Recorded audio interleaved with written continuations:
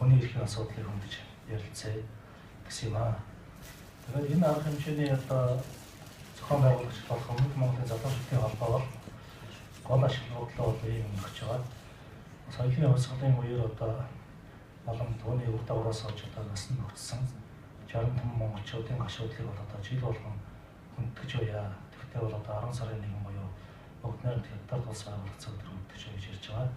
За тэгээ өнөөдөр болохоор бид нар яг тэр 10 сарын 1-ний өдөр өнгөрсөн учраас өнөөдөр бас тэр амнасаа хэлмэгдэн алдсан ахын дүү Өмнөд монголчуудынхаа 60 том монголчуудын дурсгалыг одоо хөндөж гэж бодож байна. За тэгээ та бүхэн энэ 60 том монголчуудыг хөндөд 60 секунд чимээг зогсохыг хүсэж байна. Босоод.